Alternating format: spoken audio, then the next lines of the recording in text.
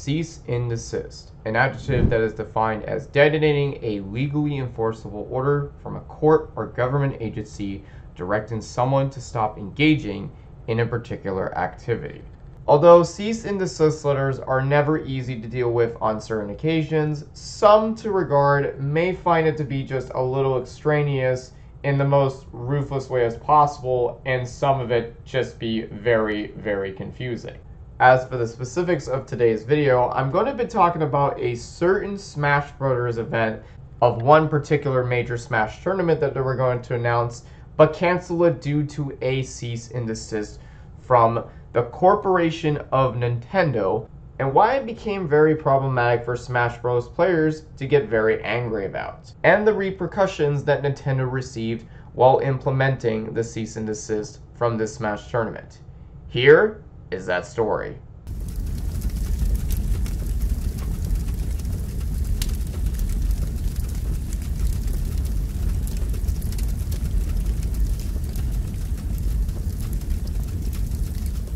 One of the most competitive scenes that has happened during the early modern days in the 2000s was none other than Smash Bros., a fighting game that is based off a bunch of Nintendo characters from Nintendo of America in order to fight to the fullest to see what you do. And people have worked extensively their ways to make up as much combos as they can for the characters to exceed their characters' limits as much as possible. Playing your friends is obviously the best way to do it for Smash Bros. Games. Other times people go for the crazy wild imaginations of participating in tournaments. Now, doing tournaments in Smash Bros. Isn't really an easy task to accomplish though. You simply have to participate in a tournament by paying an entry fee on what specifically that tournament was, and you have to make it all the way up to the brackets in order to participate on the top ranking brackets. That's why there's also top ranking competitors, as you can see from times on forward, that showcase some of the best Smash players that I have ever witnessed in the beyond eras of the Smash Bros. Community. The rankings are specifically based off of tournament standings as well as major tournament standings that are also very important in the video. And one of the major tournament standings that stands out was the Big House. The Big House Smash Bros. Event was originally planned to supposed to release on December of 2020, but after about a few weeks before they were about to attend their big event though, the organizers announced that Nintendo of America has sent in a cease and desist letter to them for this particular reason in general. The Big House is heartbroken to share we've received a cease and desist from Nintendo of America Incorporated to cancel our upcoming online event. We were informed we do not have permission to host or broadcast the event, primarily due to the usage of Slippy. Sadly, all our competitions are affected. We are forced to comply with the order and cancel the Big House online for both Melee and Ultimate.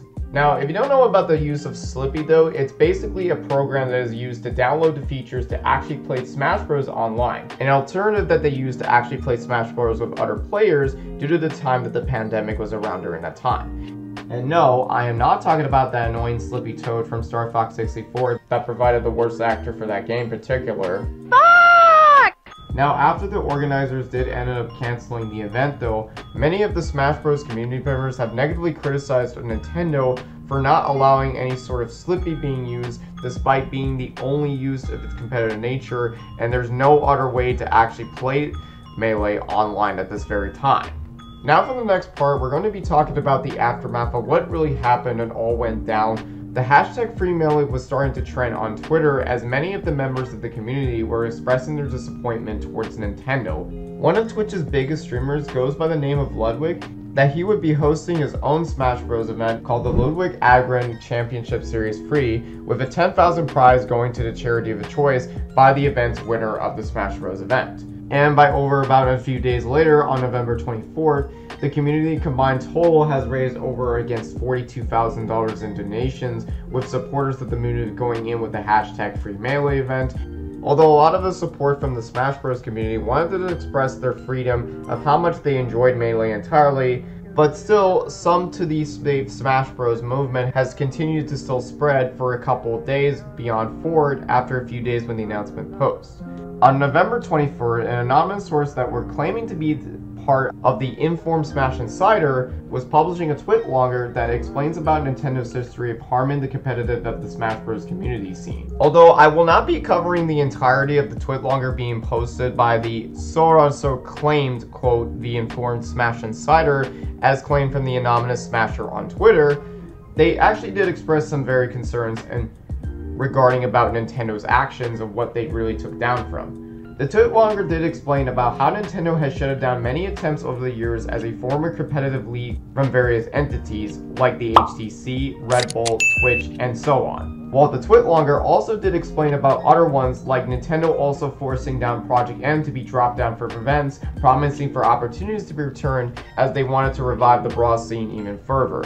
If you want to go view the entire TwitLonger, all of the links provided by the video as well as provided by the video I will be linking out though will be down below in the description of the video premiere providing for it. Now after the TwitLonger became posted and public being aware, the hashtag SaveSmash was starting to trend on Twitter, and that the information provided in the TwitLonger was verified by many prominent members of the community, as I will not be mentioning them by forward. You can never really tell if it was claimed to be some part of an informed Smash Insider. You don't really know specifically on who the Smash Insider is. Yet I don't understand on who is the name, even though he claims that he wasn't really a journalist per se. Now, there were other community members also expressing their very concerns of this forward. Later the same day, on November 23rd, a former Smash Bros. Writer by the name of Leanna Caps on Twitter was revealing that she actually made an unreleased interview with basically Alex Strife of the Project M from the Brawl Mod team from Apex of 2015 when they were coming out. And what they claimed from the interview saying that Twitch has pressured Alex Strife into removing Project M from the event's lineup and was also to try to make a public statement to help Alex Strife even avoiding harassment from many of the allegations of sexual misconduct from the community. Now, I will not be going over for all the other Smash Bros. Communities as well as their other responses in this forward, but other ones too I will be mentioning out from the video as well too. The next day though, on November 24th, Chia would even publish a TwitLonger explaining how Twitch has forced Clash tournaments and many other of the Project M streamers to stop streaming the Brawl mod entirely. Although there was considerably one last major event stream that did happen that was going to enforce the Project M to be returned for a little while, and that was considerably the Clash tournament event. And then the following day though, Clishpaw will also be able to follow up a thread later on though, explaining about what was completely happening from this time forward. Now, there was also very much concerns from the community as well too, as well as from ones from outside communities. Now, other people in the community have very much expressed their concerns from the Smash Bros. Scenes. This still has yet to continue from Nintendo at this very forward. And one of them being one of the major events that happened on December 5th of 2020. This was about a day before when the Big House was going to start their original event from happening forward. If you guys didn't know what I'm talking about here, and another event that was supposed to happen from the Nintendo Event of America was going to include a Splatoon 2 live stream of North America in December of 2020, but as of this very time though, December 5th, Nintendo announced they have canceled the live stream of that particular event. Now, what their statements say is though, that due to the unexpected little educational challenges as they mentioned from their Twitter post though, this involved one of the community organizers by the name goes to Slimy, a Smash 2 organizer at the event, confirming that it was caused by the number of team organizers to being registered and having their names of their hashtags specifically supporting the Melee and the Smash community. Here is Slimy's response from the statements on Twitter. So, the Splatoon community in support of the Smash community has 30% of the top teams in this week's Splatoon 2 North American Open, with team means in supporting of Melee and Smash. They cancelled their live stream for tomorrow's finals. Kind of funny that they'll survey their own support that they love to parade around as something so fantastic just because the Splatoon community wanted to stand in solitary with the other scenes that Nintendo outright harms. To be clear, this is Nintendo's call, not any of the TOs or broadcasters they enlisted for the weekend. This is damage control and an outright spit in the face of all their dedicated competitive scenes. But we ain't surprised, lol. And as from the organizer by the goes names of Slimy, he showcases two screenshots. The first screenshot showcases a person by the name of Crime, which I don't know if he's part of an organizer from the Nintendo of America community, but he says, due to unexpected educational challenges, we have to forego a live stream for this tournament's finals. And then the second screenshot showcases all of the standings from the Splatoon team community team members that they were including from their event, which a few of them included Free Melee, Melee Nation, all this other sort. Hashtag Free Melee. You'll see like all the other screens that are down below. Now, after a result of this cancellation forward, Endgame TV has announced that the Squid House was actually being funded by the community without any sort of Nintendo's involvement whatever. While Endgame TV has hosted a new event, specifically stating for a prize pool of over a total of $1,000, but that was raised over to 28,000 times more of what they were supposed to originally announce to do so, within $3,000 of going to the charity event.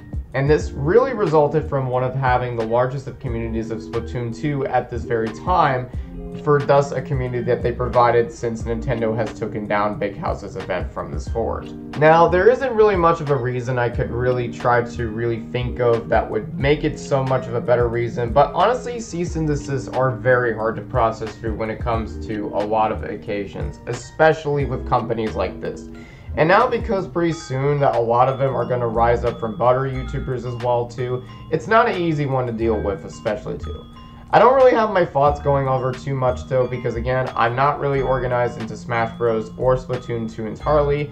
I'm just not really good with these games and anything in general as well from these events. But I will say, it does suck from the very situation from here on forward though. Thank you all for watching the video. If you guys want to see more future content like this on my channel, don't forget to hit that subscribe button, turn on the notification bell for more, and if you guys are also interested, don't forget to check out my channel memberships right next to the subscribe button on my channel if you guys want to have early access to new of my videos coming up, as well as emotes that you guys can use for my YouTube live streams, as well as in the YouTube comments section, and you'll also have Discord roles that you'll be given out on my Discord server that you could check down below in the description of all of my videos that I upload on my channel. Thank you all for tuning in. This is Gillis here, signing out.